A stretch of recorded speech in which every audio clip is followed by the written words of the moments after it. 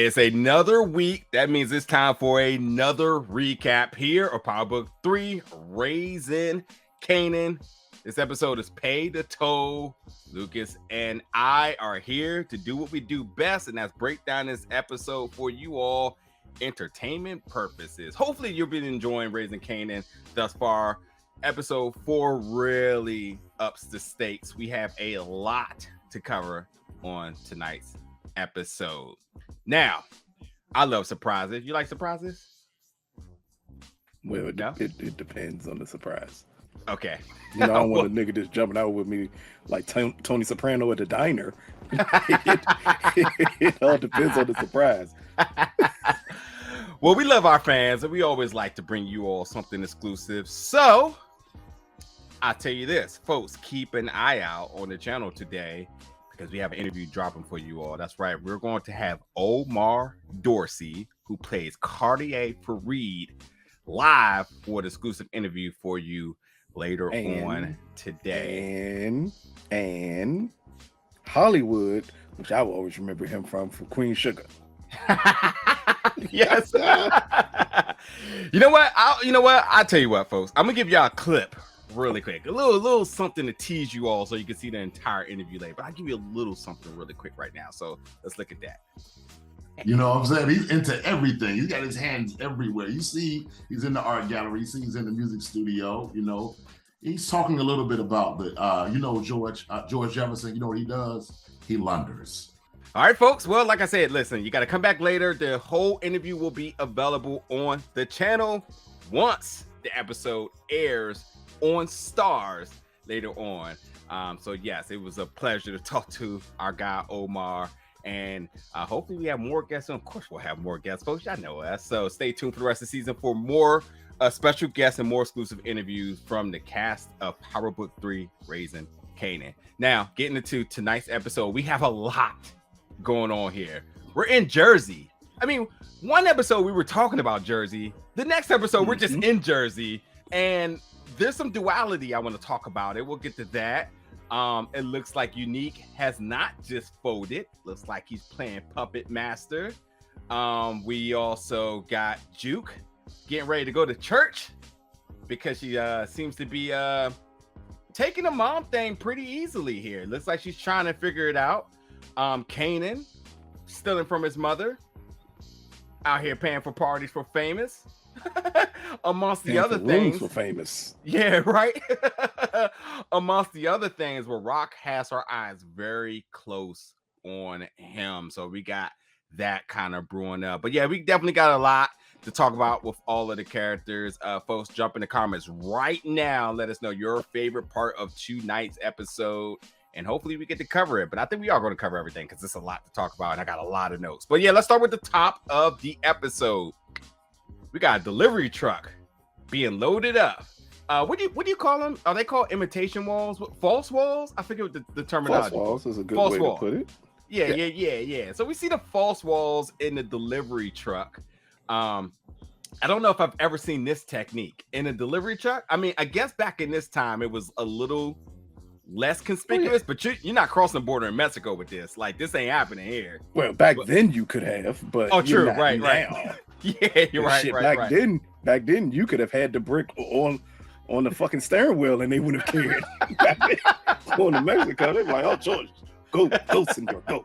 Like, back then, you could put up something like that in the truck and get it by state lines at that, automatically making it a felony. Yeah. Yeah, so like I said, episode 3, Raq was talking about expansion to New Jersey. Here we are. Now, folks, I know it looks like Newark, New Jersey, but I can assure you it's Newark, New Jersey. You better make sure you say it right. Either way, I'm just playing. But either way, we're in Newark, New Jersey, because Raq was not playing. She didn't even, I mean, to be honest, the consensus around the room was like, hey, what do y'all think about this? I'm kind of still going to make my own decision, but I thought she might try to get them to all buy in, but instead she pulled the trigger, and here we are. Raq running her organization like Vince McMahon. She just like, no, this is what we're doing. We're not doing anything else. And we had 50 Cent on the narration talking about everyone's chasing the paper. And then, you know, we see one of the soldiers, you know, crossing the bridge, gets to a stoplight. First of all, folks, pro tip, I don't even know much about the street game, but I do know this. If anybody with a leather coat walks across your car, you need to start thinking about your options here. And not only did he just walk across your car, very inconspicuous, shall I say. He stops and ties his shoes, and you're just like, what's happening? Your car. Yeah, I'm running you over right then. I don't know what I got in the back of this truck. Like, come on now. But he was given a good warning and a fair message to take back. Number one, you ain't coming into Newark without the Bosellis knowing you got to pay their price. And Cuz took a beating, even got some shots fired at him. Keynote, folks, the events that happened here. This guy got taken out of his truck. He got beat. He got shot at.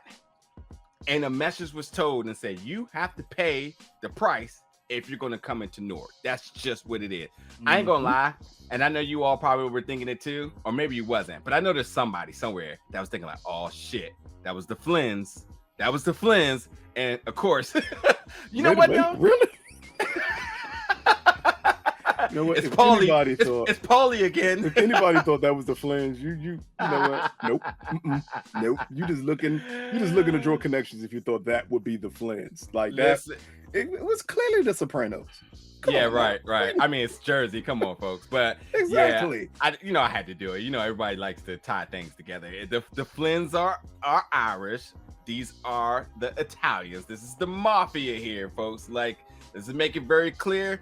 And Sal Boselli is the top guy, and his brother is the one who gave the message. I just want to kind of give a little bit of hierarchy here. His brother is what should be Marco, who should be second in line potentially if he's out here doing the street moves and also telling you like, hey, you're not coming through unless my brother knows. So keynote there. But to throw it to you really quickly, what are you thinking about the mix of everything that's happening within the first 2 minutes of this episode? We're in Jersey. Somebody already got robbed. It's looking crazy. And we got introduced to our new threat too. We hinted towards it last episode, which was that, you know, you go to New Jersey, especially this time period. Matter of fact, any time period, you're attempting to sell drugs, you're going to run into the mob. They kind of have Jersey on lockdown. And again, we've seen past shows to show us that Jersey has had things on lockdown, but also this gives us the reveal of the big bad to me for the season, because clearly it's not Uniqu, but we also sort of set up in the first episode with Uniqu when he helped save one of them while they were in jail. So you kind of knew that this connection was going to come up.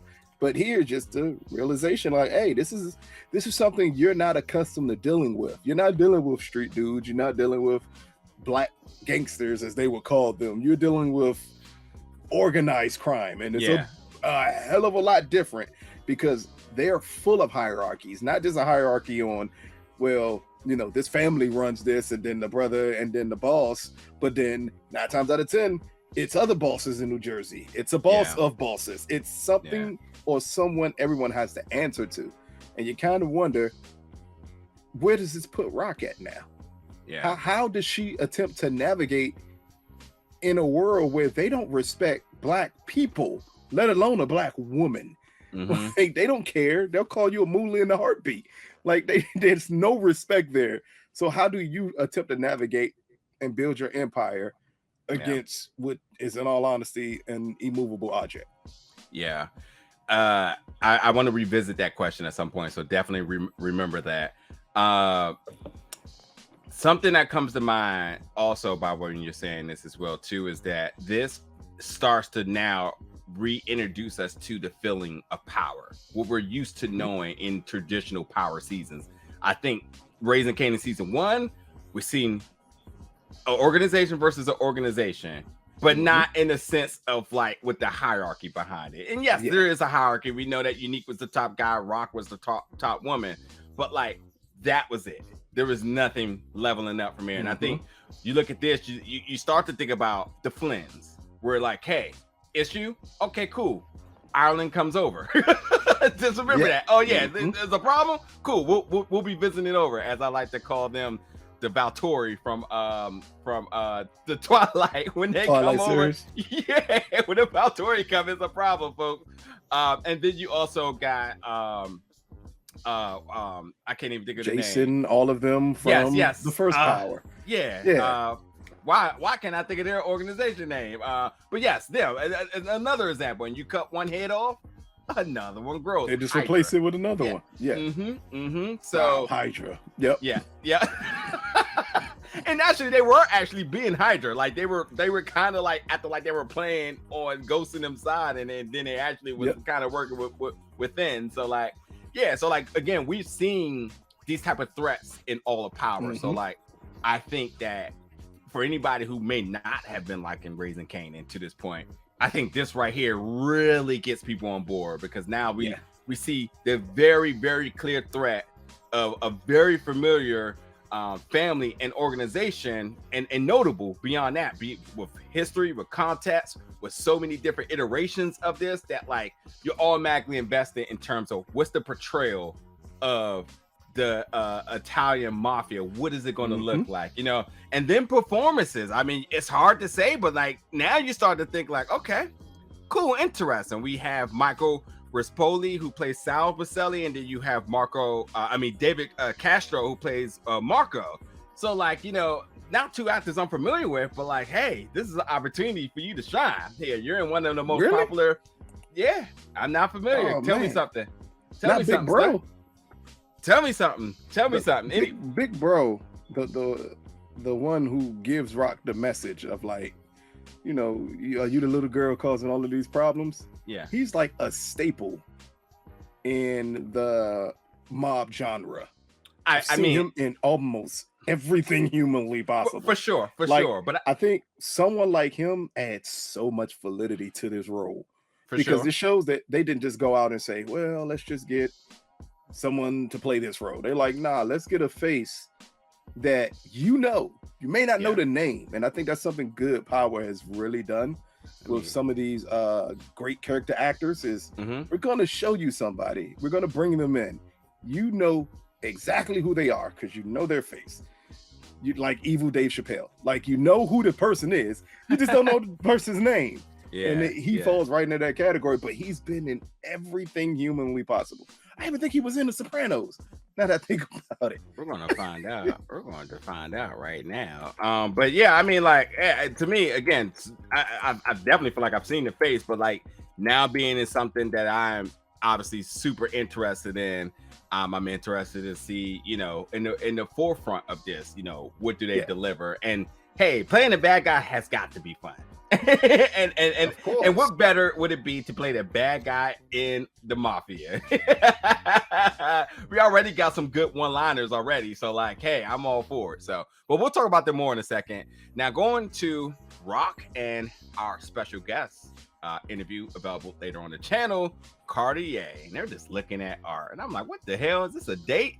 But I after a while, you start to kind of figure out how this was going to play out. Now he thought, because I mean, he's one of those slick talkers, you know. He's like, listen, I thought you was completely disinterested, but here we are. Her intrigue was like, I want to know, how do you do what you do? I mean, you on some different shit. I mean, I'm not sure. Okay, I'm gonna ask you in a second, but yeah, I was kind of like, wait a minute, I'm not sure which way she's leaning here. Is this professional? Is this pleasure here? But you know, she ultimately wanted to know. She got so much cash. That's an issue. So he wanted to kind of figure out, what do I do with this? And he said, oh, you think I'm just wasting money on art? No, I'm actually cleaning my money in it. And then we get a handshake, obviously stating that she's in. Interesting enough, she also sort of kind of entertained the conversation with Crown last episode in terms of potentially cleaning money. So like, that's a big thing on her plate, and amongst everything, because a lot of things are starting to crumble around her. So now we know this is an issue. We'll talk about the other ones in a little bit, but what's your thoughts about the interaction between the two of them? It's weird because it's clear. It looks like it could be personal, but it also, to me, if you know Raq, you kind of know it's strictly business. Yeah. She sees him as a way in, and not just using his other connections to clean money. I think also it's a way with Crown that I think she's trying to figure out how to maneuver him in that position with Crown and Lou, and say, hey, you clean through possibly like a record label type of situation. How does this work? How can I clean my money this way? Yeah. If you have a system that's already working, how can I pick your brain on your system without you knowing that I'm picking your brain about your system? Because eventually I need to take your system over. Yeah, yeah. Not only that, could we be looking at a possible move to, because we clearly understand what business he's in. Mm-hmm. We clearly understand that Raq understands at this point she needs more power, she needs more muscle to attempt to do what she wants to do in New Jersey. Could we see a possible team up? All right. Wonder what that looks like. That is an interesting dynamic here, folks. Let us know your thoughts. That could be something. I mean, she needs we haven't seen that at all so far with Raq. Is someone else who is a boss who she just doesn't attempt to eliminate. We only saw Unique, and that was competition. What does it look like when you're teaming up with somebody? That isn't competition, though. She made it very clear. She says, listen, you're into some different shit. You know, that art noise, you know, as she said. I love the script here between the two of them. But yeah, I think you're right. Like, how is it to have another boss, respect one another, and you all, and he knows what she's into. It's very clear. But again, they're just in two different things. And obviously, if they were in the same thing, regardless of any of this, we're just saying it's BS. Think about how she responded to the Italians when she found out that they were actually a threat. She not backing down, so I don't think there's gonna be no peaceful like, how does this work? I mean, even Unique had to fold, but like, I don't see her coming to him in a peace treaty, and then the next minute she's like, oh, the mob. Oh yeah, I'm not. Like, if anybody, you would think like maybe we could work something here, but no. So like, they're obviously in two different worlds, but they're both bosses in their respective worlds, and maybe there's something that could be worked out. And obviously, she has too much money. He knows what to do with it. We'll see what happens. We'll see what happens. Also, the other question is, what about for him? Does he now becomes interested in the sense of saying, "Oh, you're doing real good. Can I get in that?" And how does that change things? I mean, how can I move my money through your money? What opportunities do you have for me? What opportunities? Yeah. So we'll see. I'm interested. It's not a character that I was completely invested in because, you know, I thought he was more or less going to kind of focus on the studio side of things. Since there's obviously artists, and I'm not. Let's just call it what it is. Like, for them to have a section of cast members who are only focusing on the artistry of music in it to kind of tell like another aspect of the story. I mean, it makes sense, but like, seems like anybody can go anywhere. I mean, hell, Crown even starting to kind of want to come over into like the street stuff. So like, you know, we'll see what happens. We'll see what happens. Anyway, Kanan gets a ride from Uncle Marvin by instructions of Raq to go visit Uncle Vernon in jail so he can learn about his daddy, Def Con. Uncle Vernon says, "Who the fuck are you?" "Oh, you're Raq's kid, aren't you?" He said, "Why are you here? I can't do shit for you." And then he starts to, I mean, okay, so let me tell you, whoever's playing Uncle Vernon, I know has had the funnest time in this, because if he's not an uncle, most of us have uncles, and we all have that uncle who just talk shit. He's behind bars, and he's never seen this kid, and already lecturing him like to the utmost. He not trying to consume anything. He is dishing out all of the info. My man said, "Listen, Def Con at your age already had the South Side on lock." And then he said, "You know what? You got the same eyes. You got the same heart. You the man now, okay?" He said, you should be running the corners now. So it's time for you to go get on it." I mean, I was just dying by what was happening here. Just lead him astray from prison. Like, come on, man. Well, what's your thoughts about the Kanan trying to get answers about his dad? the interactions with Uncle Vernon. We'll talk about the Marvin part of it in a second. But what's your overall thoughts about him? You know, and Raq obviously being the one to condone this, to say go, because she needs him to believe that that's his father. And the best way to do it is to have you talk to your uncle that's in jail. The uncle we've never even talked about before on this show. We'll go see him in jail. And again, you said we'll get into later, especially Marvin's reaction to Kanan going to see him, which is very interesting to me. But here it's Raq just doing whatever she needs to do to put Kanan down the path of not getting connected to Howard, not trying to find out more information about Howard. So if you go talk to your uncle and your uncle can tell you things about your dad, maybe that will give you enough where you're not going to go searching for it from Howard or listening to Howard. Yeah. Like, I'm guessing that's what they're hoping, but you know, it's clearly going to backfire because Kanan at this point, I don't think the uncle persuaded him to like either way. I think he just looked at him like, oh. It started to, and then they definitely started toting back the other way. I mean, once he started to say, like, when he said, "Who are the son would you be?" You know, and sort of his defense of like, "Is Raq saying you're somebody else's?" Like that to me was kind of the convincing part. But then once he started to say, "Oh, you got the same eyes and heart," I'm like, "Oh, now he's shit talking now." See, and you can see, and he saw right through that, obviously, you know.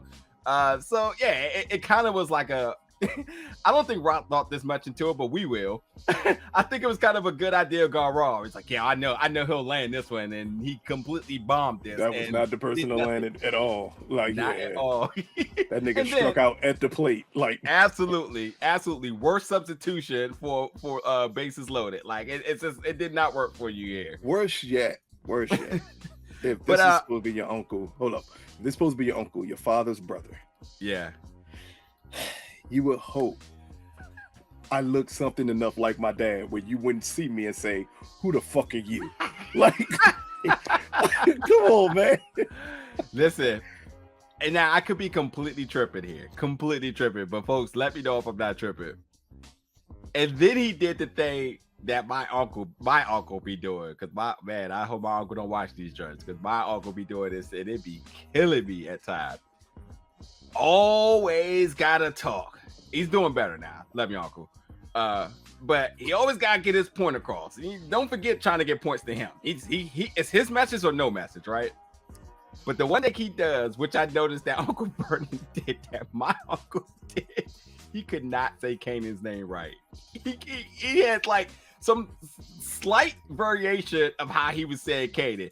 I don't know. I can't even repeat how it is now, but he was saying it a little bit off. And by the second time he said it, I was like, I don't think he's saying Kanan. I think he's saying something like a little bit off, like almost like Kanan.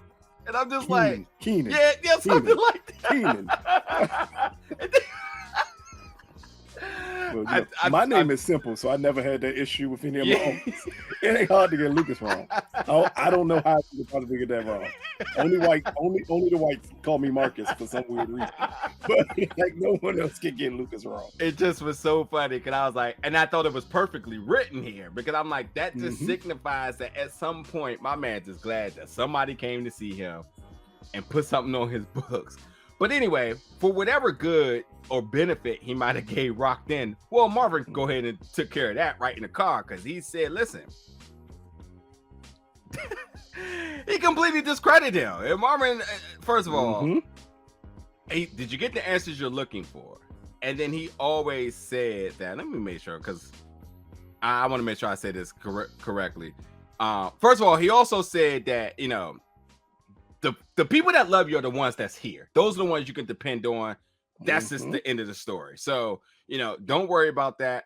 And whatever he's saying, you just gotta let it go.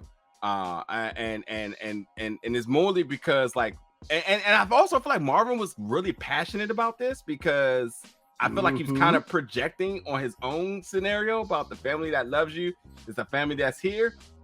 At one point, I was just like, oh, you know, he's just protecting Kanan, but now I started thinking like, oh, I think it was both. I think it's clearly something in the past with Vernon that he's in prison and nobody visits him. Yeah. Like no one's helping him out. He did something. Marvin kind of hint towards it. I think Raq kind of hint towards it a little bit. Yeah, I But mean, then Marvin also put his own shit into it because of his situation with Juke. And like, nah, if we're here, why do you need to find something else? Yeah. It's that family pride in the wrong way. Because when kids hit a certain age, it ain't necessarily saying I don't love you. It's I need to know more information though. Yeah. Yeah. And I mean, I get it. He said, bitch ass Vernon. Yep. He's scandalous. Yep. And he talked about the things he did. I can't remember exactly, but he talked about the things he did. And again, said the only ones that care about you are the ones that's here. And he's here for them. But again, you know, I think he took it personal. And then the next scene, we got to talking about Juke. So like I'm thinking like he's at some point, these are gonna kind of be like feelings where he starts to project about her mother that left her. And I think he's gonna try to use that against her, which gets ugly. It's gonna get really ugly at some point. But the difference is, you know, while we know Raq has lied to Kanan, we see the eyes. We know she lied to him a lot. Kanan knows that Raq is not 100% honest with him, but their relationship ain't Marvin and Juke. You can't use that against her. That's right. Not at all. You blew right. that opportunity, buddy. That's right. So anyway, Lou in the studio, and you know, Lou was saying that, you know, he was not fucking with Jersey on phone call. He said, listen, I told you I wasn't fucking with Jersey. Everyone's pissed about Jersey at this point because everybody knows what happened. But also he comes in and the mixing board is gone. He can't make music. The mixing board gone. And here we got Crown talk about he is in negotiations. What type of negotiations is what he's at? I mean, I'm gonna throw it to you in a second.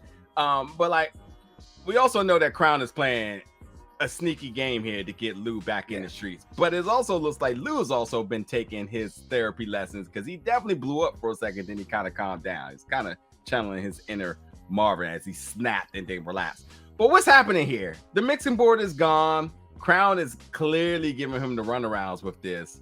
What happened? Where is it at that? What type of crackhead ass record label are we running here?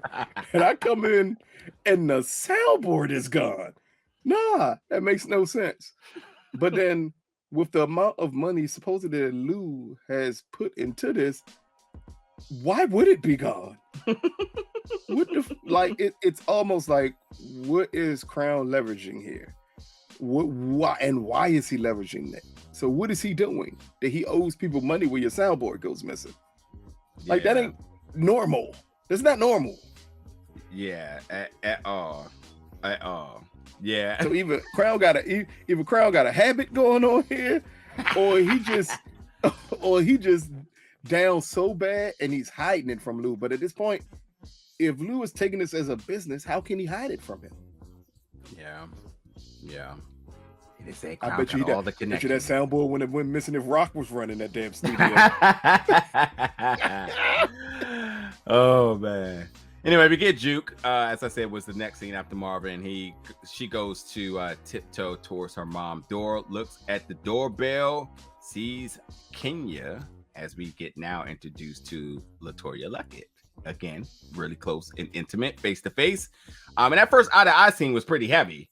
One, because I had the excitement of thinking like, oh shit, we're gonna get some music from the two of them soon. But obviously, because this is a very, very life-changing moment for both of these characters. Yeah, we don't know Kenya, but we obviously know Juke. And as we continue to watch Power Book 3 Raising Jukebox, we look for these milestones where we start to see, her mental starts to change. And this happens to be an interaction that goes for the better.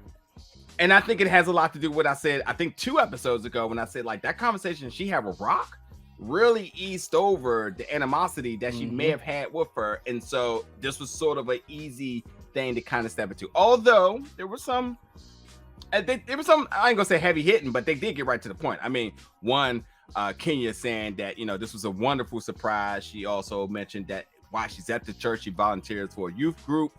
There was a how's Marvin? He's Marvin. So that's out the way. Got the Marvin part out of there right now. But then Juke asked her heavy hitting questions. Why did you leave me? She said, let's jump into it. And I think that transparency works for the better. Take note, Raq. But listen, what's interesting about this is that everything, and I have not looked back at it, so folks correct me if I'm wrong, but I'm pretty sure that almost about every detail that Raq gave about why Kenya left, Kenya repeated, where she says, listen, I was a little bit more than your age, and I was scared, and what do scared kids do? I ran away. Wow. And I thought I was going to go to LA. A lot of folks can relate to this. Thought I was going to go to LA, make a lot of money. Didn't work out that way. I moved back. And in terms of making the money, she thought I was going to make a lot of money and come back and save you. Time seemed to just slip by. 10 years have gone by. She met the wrong people, wrong things, wrong time. I'm pretty sure that a little bit of the tidbit that she left here is then I found God because of those things that happened. Of course. We all know how this works. We know how this works. You don't go to LA and pursue stardom and it don't work out. Yeah. And you ain't tricked out. And then you find God. And it makes you like hit up Skid Row a couple of times, Cecil Hotel a couple of times, you know. Shit gets wild out there, man. When LA don't go right. Hey, man, we all know. We all know. She probably was on that casting couch a couple of times. don't let me find Juke Mama in one of them booty talk joints from the 90s. Oh, man. But, you know, the really biggest part of this is the empathy that Juke showed in terms of saying, I thought it would be worse if I left and came back into your life. And Juke responded back and said, no, it wouldn't have been worse. And I think that's what I kind of find that moment of sort of solidarity in one another. And she says, I'm not asking for forgiveness, I'm asking for a chance. And there you have it. So what do you think about the conversation between Kenya and Juke? First, that's legitimate. The most important thing she said is, I'm not asking for forgiveness, I'm asking for a chance.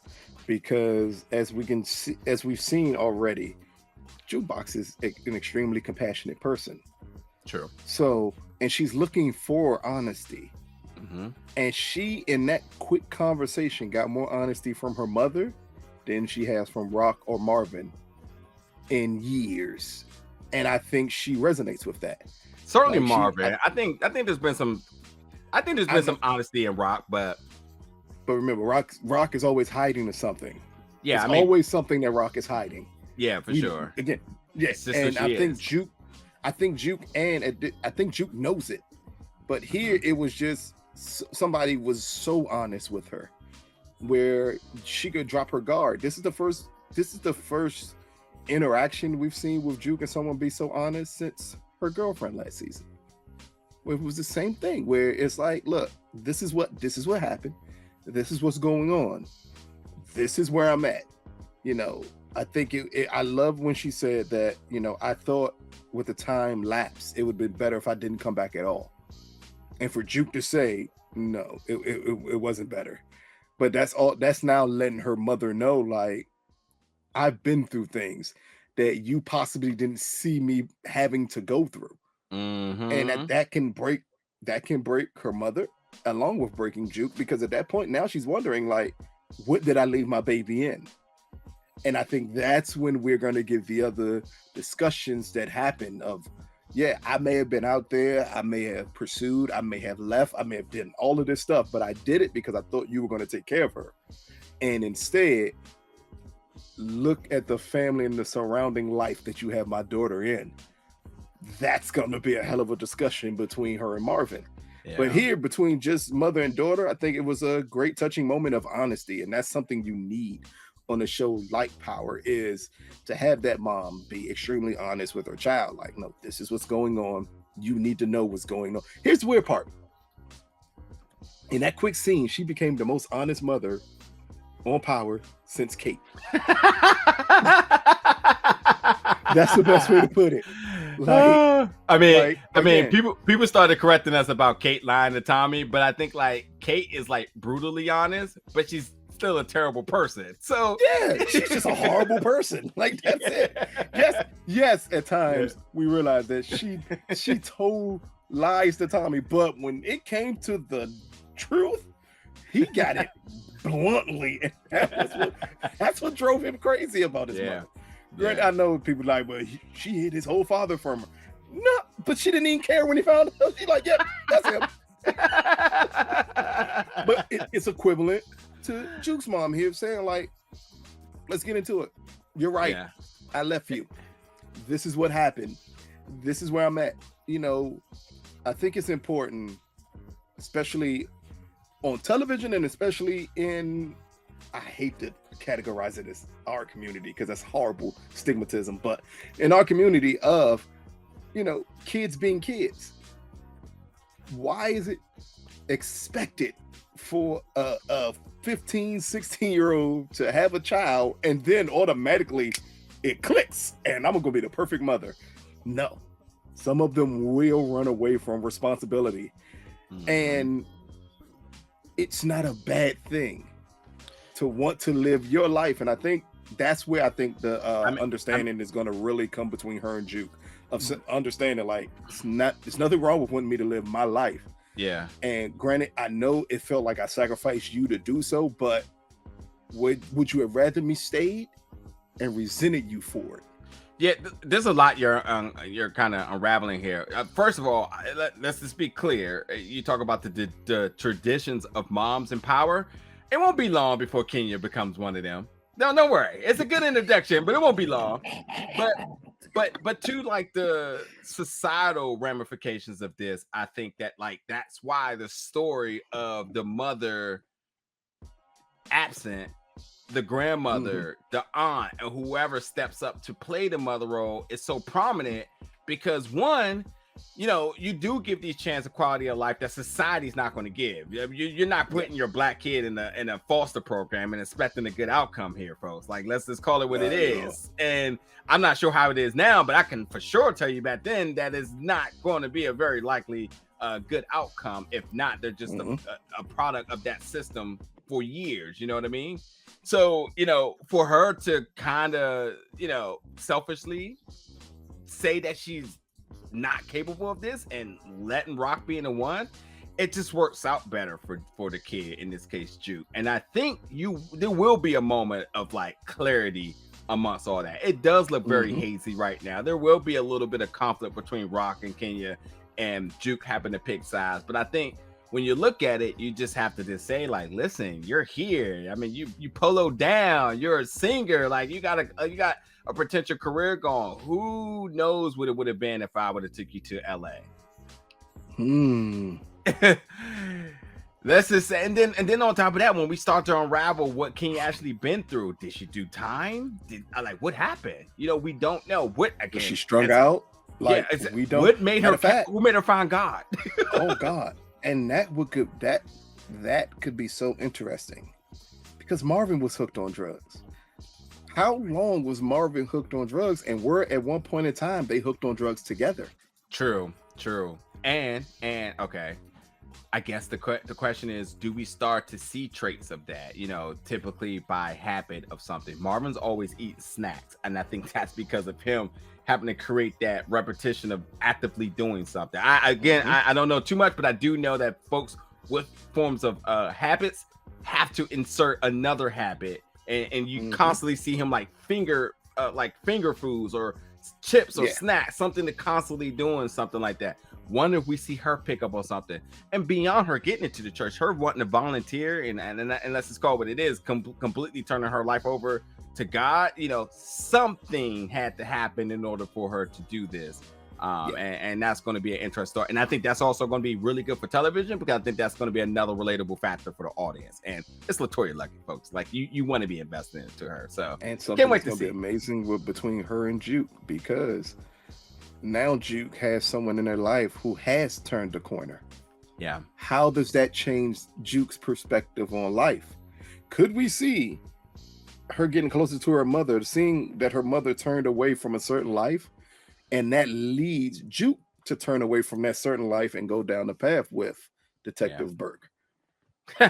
Or does she start to want to have empathy for the wrongdoings of Marvin? But I don't know. There's a lot, and I honestly I don't know When we're going to get more of it, I can't honestly say like, oh, episode 5. I think they're going to play more on this story, but I mean, at some point, it's going to be more and more tidbits until ultimate build up into some form of resolve. So, anyway, let me go over a bunch of little other things really quick. Kanan get to the stash house. The stash house is smelling. We all know why, right? Because that one person whose body was put into there. Because Marvin thought that the perfect place to hide a body was in the walls of an apartment. That's right, and. Yeah, for Breeze ain't even going to help that, sir. Hey, but everybody, yeah, well, I don't care. Jesus. You got the air effects and all the other special ones. It ain't happening, bro. Like my guy, that's my guy there, Joe. He didn't even think about it. He said, "We just gonna put you in drywall, and everything be fine." But everybody, all the siblings show up to the house. They start to talk about Jersey and the Italians and how it just went bad. Italians don't play. That's the tone of it. We got a major problem. They jacked all our shit. Raq does not seem concerned at all. She said, this is what we do in the game. We are problem solvers. Lou said maybe we should pause. She is not for anything Lou has to say this entire episode. We'll just keep it at that. But anyway, she says, listen, sub a meeting. We got to do what we got to do. So let's sub a meeting with them and go from there. But, she also said to Lou, you can't tell me when and where. No one, can tell me where and where I can do business. Yeah. Hey, so that's when the musical cue should have hit, and you hear that doom. That's what you got. No way. Oh, you talking about no chance. Yeah, exactly. Because Raq was dead serious about that, and this is why we love this character, because it is full steam ahead, and she believes in herself, and whatever plan she has, she knows it's going to work. Yeah, that's what you love to see. Oh my goodness.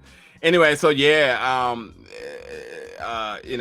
Kanan finds the money in the boxes, steals it, and there we go. We now know who the source of skimming is starting to start from. $600 to be exact. But that was six. Who was banding $600? Yeah, $6,000. Either way, they're odd numbers to bandage something to stack. 6,600 in the hood. That's all ones, man. It don't matter. It's still not a for a brick. It's a lot of money. A cash brick, not a for that much money to go missing. Like again, this is Kanan being Kanan. Yeah, like he's thinking like instead of asking for help for Famous, he's just doing it completely the wrong way. A lot of kids have stole from their parents. I mean, we're talking about a couple of dollars, 20s or something like that. But I mean, like, when your mom got so much money, it's a problem. When you probably have heard that tone and probably think it would go unnoticeable, little do you know that she's always paying attention. We'll see what happens. Juliana at the shop, Uniqu, shows up again. It ain't hard business. It ain't hard feelings. It's business, nothing personal. His favorite line. And she's clearly scared. She's shaking as she delivers him $19 and change, and he leaves the store. What's important here is we see him talking to Roel outside of the car. Mm-hmm. He also was playing the intimidation factor in Juliana, which we do see later on that does create doubt in Juliana. Raq's gospel that she's preaching, I don't know if she's buying in no more. She ain't in that tide jar no more. It looks like there may be a little bit of an issue here, but we'll see. Anyway, Lou, short with money, asks Raq, can you float me something? Your money is my money. But I got you. It's okay. Just remember that your first name is on point and your last name is on time. This is a family business, which is the theme of this season of Power. So there you go. And Luke, get your shit right. But anyway, Luke, I think this is what gets Lou back under wraps now, because now you really have to listen to what your sister is saying. You can't be playing both sides now, because now you're in debt to her for real, because you gotta get you a soundboard, or you just trying to get some money for whatever. But she said she got them, so we'll see what happens. Anyway, this is where we see Kanan asks her, why did you want me to kill that cop? why wasn't it enough? Well, wow, it wasn't enough for you to send me out to kill him was the question. And wanted to know, like, you know, you said it was for family, but like, what did he do that we needed protection from? Now, very interesting enough, and folks, you can chime in on this and Lou if you got anything to add to it, otherwise I'm gonna skip. Raq did reference something that was completely convincing for the first time ever in her response to her. Say you can't trust the cops because they'll lie to do anything. She said, don't you remember what happened to that white woman and those 5 kids in Central Park? Mm-hmm. Okay, you're right. You gotta get. I mean, and listen, listen. What year was this? Because I mean, we still didn't get a lot of resolve to that to like later down, but still, that's crazy to think. That, even then, they knew that they were lying. That they had been lied on. I couldn't even imagine. I couldn't even imagine. I could not even imagine at that point where everybody knew. I mean, the Central Park 5 was in '89, so like, you know, it's just crazy to know that, like, again, the posture, because this is definitely early '90s. That they all knew, but yeah, again, that's the biggest bomb in terms of just like, listen, the cops would do anything and can say anything and can get their person. So like, he was going to get you for the $120, and I had to protect you, and that's all I knew. And I don't know where on the Kanan meter of trust right now going, but for me, this was a win for Raq. I think she definitely got points on her side for this one. We sell drugs. You know what we do for a living. Why would you even need an excuse? He a cop. He's a cop and he's too close. Oh boy. What do you think would be the reason why we would need you to kill him? Ridiculous. She brought up because the years Kanan would have got from his situation for the murder he actually did do. What did you expect me to do here? Yeah. I think it was, again, as you said, the perfect story for Raq to tell. Yeah. Because it's partially true. Yeah. Yeah. She needed Howard because of that. Yes, you did need to get rid of Howard. You just didn't tell him the other part of why you need to get rid of Howard. Yeah. So anyway, Juke goes back home to her room. It is all put back together. Marvin done did some redecorating for her, making it look nice and welcoming. Anyway, Marvin's like, oh, you're back. And he's like, oh, I did a little something for you. I thought this was kind of calling to you. You know, he was feeling proud. You could feel it. Juke was like, yep, I don't got no words for you. I'm going to grab these clothes and be about the way. Note that she did get some church clothes. I peeped it out early. So she got her Sunday's best. And we all already knew what was happening there. But we'll talk about that more in a minute. Meeting with the Italians is now happening. You that little broad creating all these big problems, aren't you? Yeah, I love this scene. It was so good. Again, Michael Rispoli, who plays Sal Baselli, and then you got baby brother Marco Baselli, played by David Castro, makes their... Jackie Peril, I think that's his name, in The Sopranos. Michael. Okay. he was the boss. Okay. In The Sopranos, and he died in jail. Okay. Yes, and Junior took over. And remember, that's when the power struggle between Tony and Junior starts to come out. So Jackie Aprile and his brother end up marrying Tony's sister, and Tony ended up killing his brother because his brother ended up beating his sister. Yeah. It's a big story. But I told you, I said, I knew he was in The Sopranos. Knew I was not losing my mind. I told you, the guy been in everything and just never know his name. Strong introduction of force here with some good dialogue, some good banter amongst them as they tell jokes, as there is some serious business to go down here. And as he said, listen, you're going to cross the bridge. Key in the title of the episode. Gotta pay that toll. Listen, this is my best and final offer. Here you go right here. And Raq does not even look at it and says, consider it rejected. And Marvin and Lou are looking at each other like, huh? And they just walk away. And he looks over and says, yeah, I kind of like her. But anyway, this is where we see Raq says, listen, don't speak for me again. Don't question me. And you're apologizing to him. And, you know, Lou is right here. I'm going to ask you what you think. But he said, listen, this is the mafia. It's something else. Unique is one thing. This is completely different. You know, I'm trying to keep us alive. He's not going to come for you. He's going to come for all of us here. And it is noted that he's also across the bridge because he did say he's everywhere. And that was not even a question. that he is everywhere. But is he actually everywhere, or does he just have eyes everywhere is the question, which we'll get to a little bit later. But Lou obviously is shook. Oh, okay, let me not say he's obviously shook. Raq says that Lou is shook. Marvin said I ain't scared of nobody. Call him, because he a little shook. We're going to call him Lulu. Because Lou ain't shook. So Lulu is shook. Marvin says he ain't scared of nobody. And Lulu says that. I mean, he looks over at him like he's lying. I thought he was lying too. I mean, he's like, I ain't scared of nobody. Yeah, that motherfucker was lying. He said you was just too much of a bitch to say anything to her. So, what's your thoughts here? I don't know if it's a controversial thought to say that Raq was right, but Raq is 1,000% right here.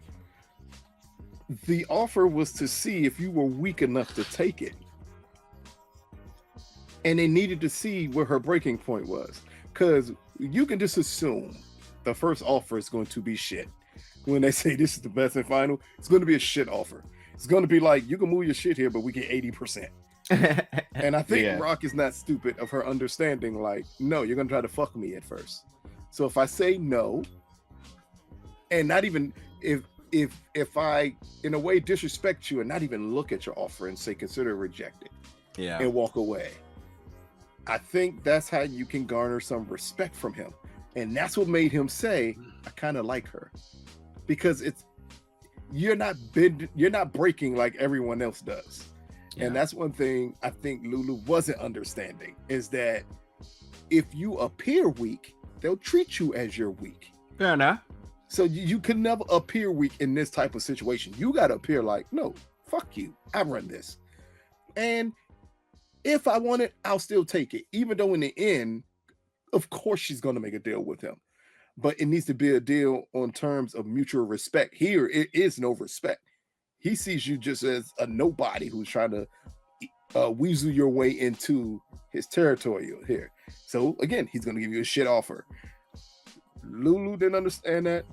As you said, Marvin was shook. He's not going to admit it, but he clearly was shook. But the good part is the person who's supposed to be the leader was leading. Her emotion, she did that with no emotion. Yeah. For someone on the outside looking in, I would tell me that, oh, she's all about business. Yeah. Because she just like, no, consider rejected. Yeah, didn't even flinch. Yeah, didn't even flinch. I agree. Perfect. Good perspective. Definitely didn't feel that way initially. So good perspective. Folks, let us know. Did Raq make the right decision here? What do you think? How do you think how the events played out here with the first meeting with the Italians? We know there'll be plenty more.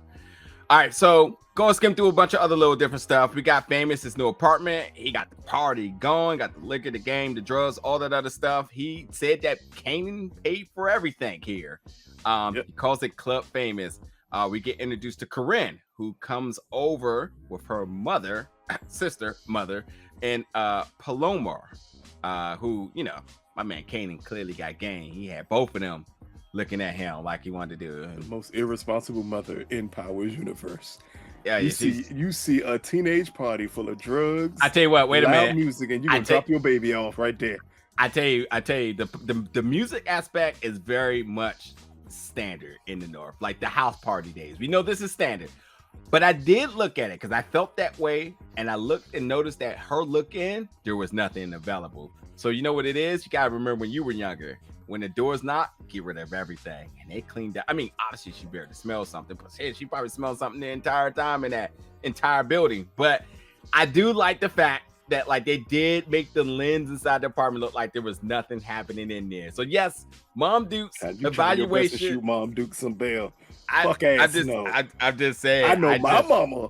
Would have stuck her head in there. Oh, I know that. Oh, for sure. What the fuck is going on in here? Oh, for sure. Nah, you little motherfuckers. And we would have been called little motherfuckers. Oh, you little motherfuckers. Ain't no telling what y'all did.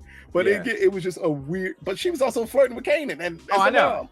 Oh, no. Mom just had to let everybody know that she still got it. Everything about the scene was on par. Everything was on par. But anyway, Kanan making out with Shorty. Juke shows up in the next scene of the party. Famous is clearly flexing for her. We talked to Antonio. We compete that Famous is feeling Juke, and this is I hope they keep playing up this and whatnot. We got a little bit of other dialogue about them later. But Crown shows up. And Juke was not feeling that, but Crown did say that I was hoping to see you here. I got a track for you. We're going to see how that plays. We know that this is another tactic to get Lou out the studio. So we'll see what happens. Mm-hmm. All right, Howard, I can't even talk. Howard is back in the mix with his escort. And you know, it's funny. I've never heard this statement before, but it should be noted and quoted. Says the dick knows more about the head than the brain because he was having a little bit of performance issues here. But he did mention to her because beyond him paying for sex, he's paying for a therapist here in one whole session and says, I got a son. He's about the same age as your kid. I know you all are getting ready to start speculating. Who is her kid? They're the same age as Kanan. The mama dropped her. The mama dropped her off at the party. No. Oh yes. hey, you gotta understand the audience here. You know what they're gonna do. Yeah. You know what it is. Yeah. So that wasn't really her mama. That was somebody. You know how they're gonna try to put two together. You know, you're gonna say, and I love the Power Universe, folks. For everybody's gonna get their investigation hat. They're gonna be like, all right, so we got a couple of people we need to know now. We need to know Corinne. How long does she stick around? Does she becomes best friends with Tasha? Who's the mother? You know, does the mother and Raq somehow become friends? I thought the mother did have a strong introduction, which makes me think that there will be something with this soon. I also think that Raq will show up at that apartment to kind of see how things are going on. Does she get interested in that entire property? Is what happens here. We know she's trying to move real estate. So if they're able to have a party, did she find out that Kanan took her money to get that apartment and her think, oh, that's hers. You just gave me my way in. Yeah, it's mine. Yeah, she says your money's my money. That applies to anybody around her. So hey, thank you, Kanan, for doing the investment work for you. Exactly. And Crown. Okay, cool.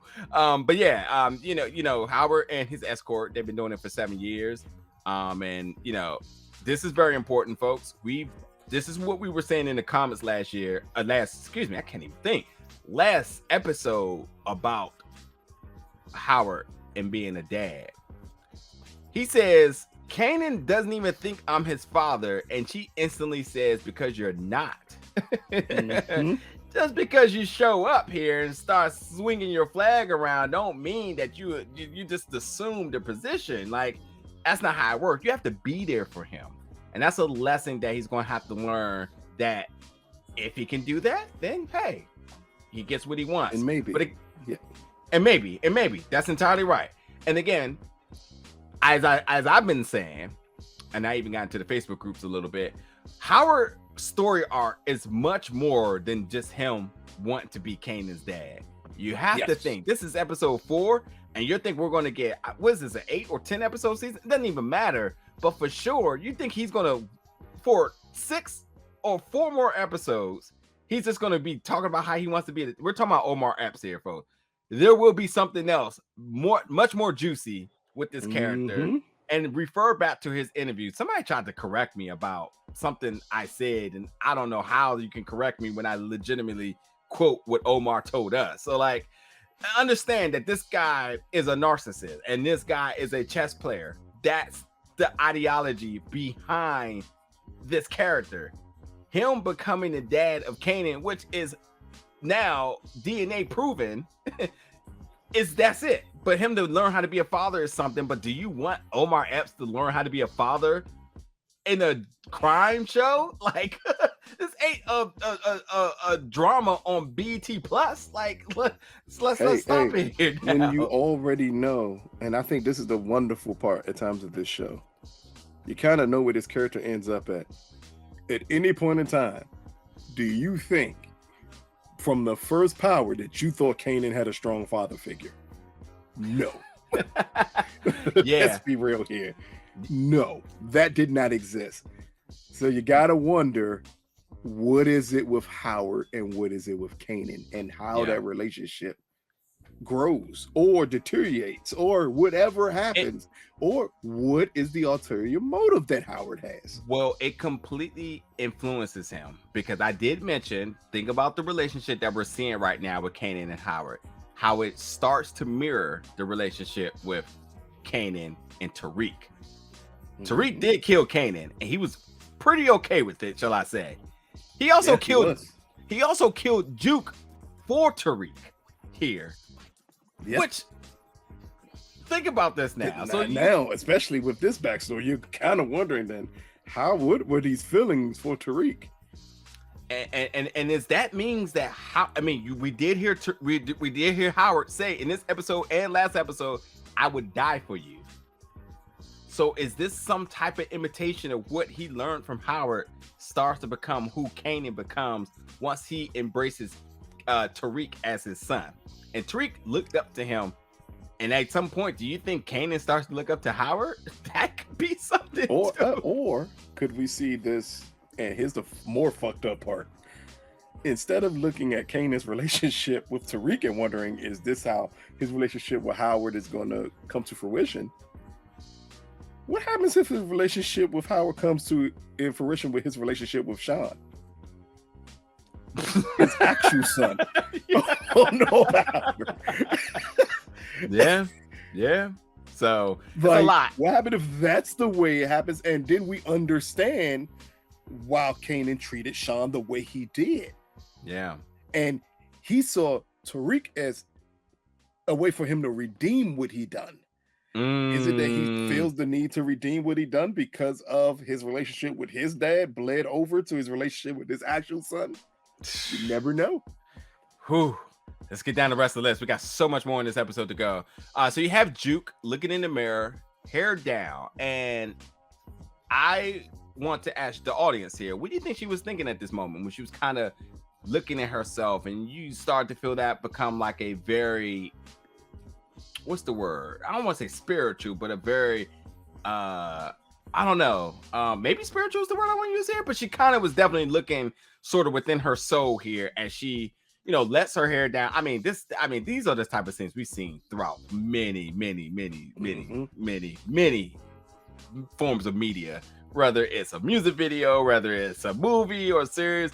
That pulling your hair down is that sort of soul searching moment. And, but I think we did start to see her kind of look in her eyes, and her eyes started to remind herself of when she looked in her mother's eyes, and that's sort of like a self-reflection thing, as she mentioned about Kanan later. But anyway, this is when Raq said, have you seen your cousin? She says, oh, what Famous got an apartment now. Where did he get the money to pay from that? And she said Crown has a connect. Crown in the business with everybody is what Raq says. Listen, that sounds like a small line, but we all know that Crown and Raq. Yep, Crown and Raq has another meeting to come, and that's the first question she's asking. And when Crown said he did not get that apartment, how Famous get that money? Raq will find out money missing. It ain't gonna take her long to put two and two together. Yep, she already got her lines queued up for him because she's suspicious, and I hope they start to play the mother intuition aspect in this. We haven't seen a lot of that with Raq, but I hope we start to see it now when she started saying, "Oh, I knew little nigga." Exactly, I knew little nigga what you was doing. I just wanted to see what you gonna come to me about it. Yeah. And again, it'll be we're all about Kanan learning lessons, and this is a lesson about loyalty and family. Business. Another thing, if you paid attention to, again, the Kanan we see in the future, something that always pays dividends with him, even with Tariq, loyalty and family. Mm-hmm. How you go about this type of shit. Yeah. And doing it behind people's backs ain't the way to do it. Yep. Shout out to 50 Cent and Tycoon in Houston last weekend. Wild times. Hey. Look. Hey. Wild times. Hey, I just understand. Next year I need to find out how to get press access to that. 1,000%. Press, because I don't even know what the fuck that is, and I'm interested now. Yeah, 1,000%. Don't care at what capacity I can be part. 1,000%. Anyway, Juke brings up to that I saw your mom. That she's seen her mom. Raq gives her not the Raq lion eyes, but the Raq googly eyes here, and like, yep. And she says, "You saw your mom where?" And told her she tracked her down, and then she says she never thought to come find you, because just because somebody is blood does not mean they deserve to be in your life. We will leave that one alone and move to the next. Marvin now speaking. Marvin talking to Roel, and I believe he said we're short $600. Could be 6,000, but it's 6 something. They're short money, and it's obviously we know where that money. And Roel talked about the money being in the boxes and so on. And then he also brought up the whole idea of like we do extra rounds during the day in case we need it. That's how Unique ... And Marvin said, "What the fuck? Listen, you don't work for Unique. That's not how we do things out here." First of all, Marvin looking around the room for Unique is the funniest thing in the entire world. Seeing there. Oh my God, that's so fun. The London is having a great time with this character. That was just completely hilarious.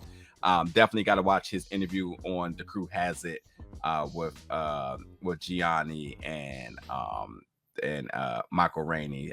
It's I mean they have Mecca this week, but last week they had London. I mean the podcast is hot. You got to watch that. Anybody a Power fan. But anyway, he said, "Listen, you're working for us, and the money moves always." Is the message that Roel was given. Someone's skimming.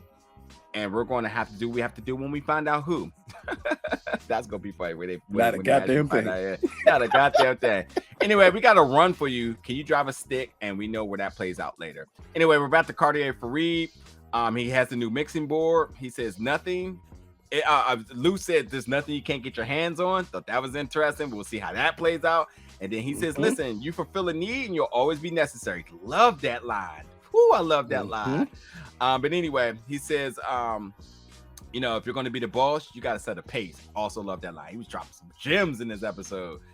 Anyway, going to Juliana. Juliana talked to Raq about Unique coming to the store. Say he comes and goes as he please. Raq, you said you were strong. This is a weakness. And said, "I'm not." And Raq mentioned something about, just playing the game. And Juliana says, "I'm not playing your game," and Raq smiled and rolled out. Well, I don't even know if there's anything to say there because we all know what that means. Like, okay, you think you're not playing my game. You've been in my game the entire time. So, Juliana. Go ahead. No, I was going to say the doubt that Unique need to cast on Juliana has been embedded and is being displayed here. So we'll see. And the let's puppet just master say, playing in the background. As much as Raq wants to act like, I have you in the bag. Oh no. Juliana clearly has an ace up her sleeve that if she pulls it, the Colombians, Yep. Yes, indeed. Don't forget, folks, Juliana may look like she's just a storefront. She's the one who established Raq more than anybody else. Anyway, Juke with the church clothes, talking to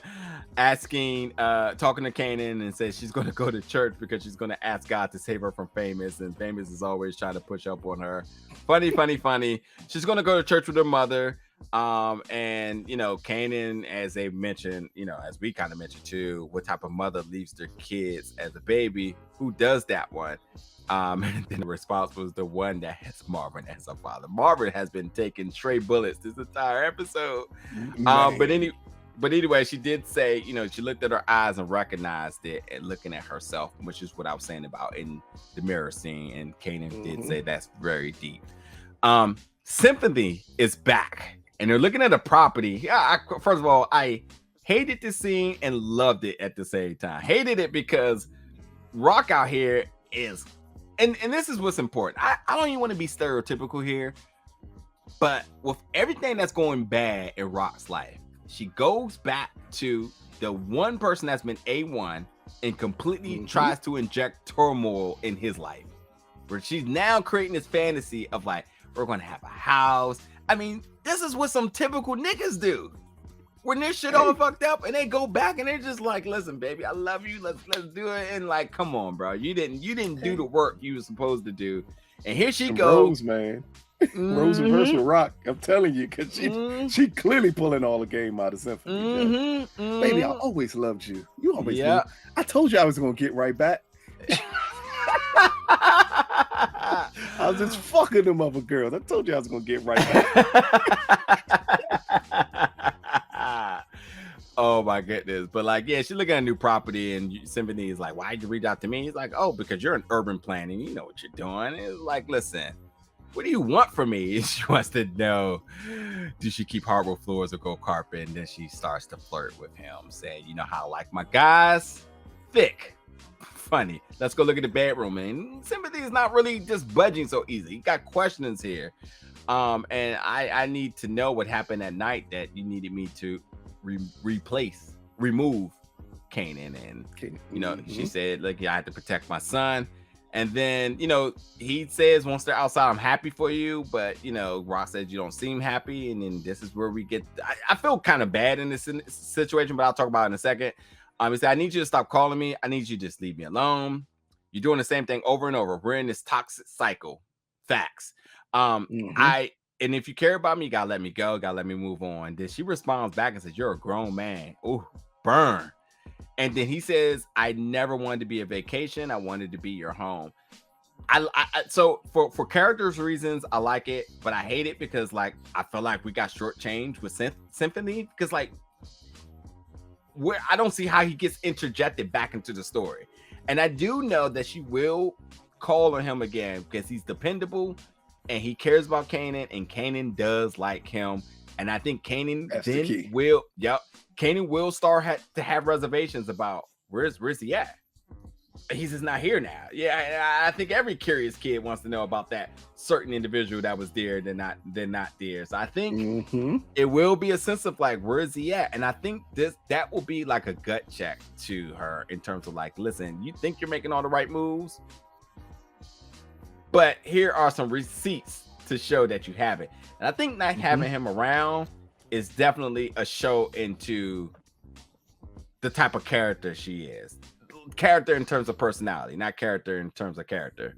And I think that that's going to some point play an effect on her in a couple of different things. The liability of her not being able to establish healthy relationships, but also too, because now she doesn't have any safe zones. Kanan is kind of out the door. Lou is kind of out the door. Symphony's gone. Who are you turning to? Juliana's kind of gone. I mean, you are at this point now. How many bridges are in New York? Isn't it 13? What's the name of the Chadwick Boseman movie? 21 bridges. Okay, then that's how many bridges it is. 21 bridges to get into. So far, Raq is down. Raq is down to about 4 left. So like, just burn them down. But like, I think this is important because we need to see the character Raq actually go through a lot of turmoil, and we're seeing it hitting on all fronts, which more and more in this episode is coming to display. Now, Uniqu on the phone here. Yeah, we got the short bus coming through. It's leaving from Southside, but hey, don't fuck with him. That's my man's. He with me. He called out a play here, folks, as he's in his fabric shop, as Detective Burke comes through, who tries to still get into some shit. First of all, she's letting him know that she has her eyes on him, but she tries to pass doubt in terms of like, listen, somebody set you up. Are you ready to snitch or something? Like, she's trying to get some type of intel from him, but he ain't playing with it. But then he did say one of our favorite lines of the season thus far. Listen, man, I can hook you up with some linen pants. You know what I mean? Because, you know, whatever it is that you're offering, because I know you're offering something. We can make sure we get that on display for you. And as they both say, they have eyes on each other. I mean, he's clearly flirting with her, but that's what Uniqu does, you know. But yeah, she's watching. Yeah, she's watching him, and Uniqu did something very meticulous here, as he is the puppet master, as I've been calling, in his fabric shop that has not been doing good. But hey, he got something, I guess, right? Anyway, they're loading up the short bus. Marvin tells Roel, call me once you're done. Go ahead and do the delivery. And across the bridge we go, folks. And then the Italians in broad daylight here, because they got the drop on him. Because who would, I mean, maybe the Italians would do this during the day, but it doesn't matter. I mean, you have to do it because that's when the delivery is happening. But during the day, they got the shoddy on full display because they got the drop on him, and the bus gets robbed. And as I mentioned in the beginning of this show, let's talk about the duality here. So Roel in the driver's seat gets stood up, the gun cocked, he gets out, and that's it. And then he calls Marvin and says, hey man, they got everything. And Marvin is kirking. So what's the duality I'm talking about here? 2 things. Did Roel get at all touched? No. Did any bullets go off? Absolutely not. And also, let's read Roel's facial expression. Did he look concerned at all? Not at all. Yep. He actually looked like he accomplished something here. So we start to see here, Roel played the good game, it seems like, making it seem like he was really on Raq's side. This is problematic, folks, because now you truly have a Raq. And we can all agree here. Maybe we all can't agree because there's been some very convincing arguments in the comments last week that Scrap was right. Roel, no way you trusting this guy, right? I don't know, man, but it looks like Roel is still in cahoots with Uniqu, who tipped off the Italians to rob do they still call him UU? That's a good question. Mm-hmm. Well, he robbed the joint, and Roel did the rest of his mission. Called back Marvin, said we got, and that's that. And listen, things are in trouble. Scrap was loyal. Doesn't look like Roel is. Obviously, Uniqu isn't. Going into go ahead. Let me just say this real quick. Hold on. I'm gonna give you the whole Roel for not being loyal. You don't bring in a person who was above him and then think he's going to be loyal to you. You fucked up the deal there. You fucked up the church's money. That was a bad move. I'm gonna give you the whole. Let me just get this last part, and then you can give out any your last remarks on everything. So we get Raq and Kanan at the very end. Kanan says he's going to hang out with Famous. Raq clearly is looking like, I ain't buying that. Very suspicious of his movements now, as we see her looking through the door. And he goes to Howard's house instead. I wonder if she realized which way Famous lived, and she's like, wait, you shouldn't be walking that way. And that's what really tipped her off. Either way, she was suspicious. And Raq sees Kanan going to Howard's house. And she just, as I said, she's in complete frenzy now. Because now your own son has looked like he done picked his side for the day in terms of who he wants to be around, who he believes, and so on. I mean, yes, he lied to her, but like, what's one lie to the 1,000 lies that she already lied to him? So everything. There's that. It's always everything to the person that you're lying to. For sure. As his actions don't have reactions. So that's what I got for show notes and coverage. What else do you want to add, or anything you want to give a remark to in terms of everything that happened in this episode? Especially the end of it right there between Raq and Kanan. Don't expect something to me long and drawn out. I expect her to bring that up the next time they see each other. Raq does not let shit get drawn out. Yeah. She's going to bring that up because it's going to be brought up also about where Famous's apartment is. Yep.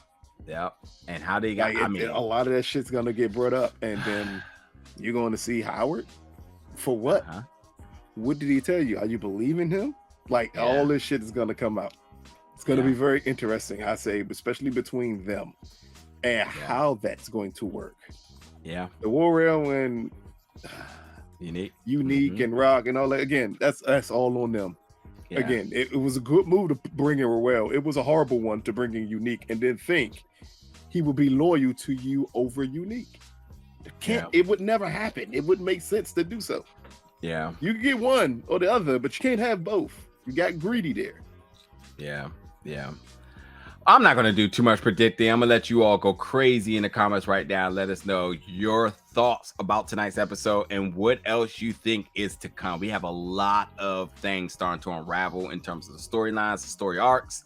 The Italians are here. Uniqu and Roel looks like they're setting up to get back into the game, into their own operation, kind of playing the middleman, but also playing the rats. Kanan is very much under Raq's radar right now in terms of the things he's doing. It's a lot going on. Juking her mother. It's a lot. It's really a lot. But, Marvin and Roel, pay attention to that because money already missing. And then you calmly call me on the phone that you was robbed and you ain't got no injuries on you. Marvin is going to kill Roel. Yep. Because they're very much aware of what happened to the first person. As I said, the duality of the two Robins drastically different here. And we all know the whole thing of like, oh, they just let you go. Interesting. Hey, exactly. And listen, no one survives in power when you're just let go. Yeah, and listen, Marvin has no problem in going to do his research. We know that. He'll go find out. Hey. Even if he has to go to the Italians himself, I can see Marvin saying like, "Oh, what happened? We just don't know. We'll see, but a lot to make of it. And folks, as I said in the beginning, special guest Omar Dorsey, who plays Cartier Fareed, interview. Check it out on the channel. Give it some love, and so on. But we got so much more coming up, and all roads lead to episode 5 next week. So, folks, thank you so much for tuning in for another recap here at Big O Bell Media of Raising Kanan Power Book 3. Y'all stay safe, and we see you back next week.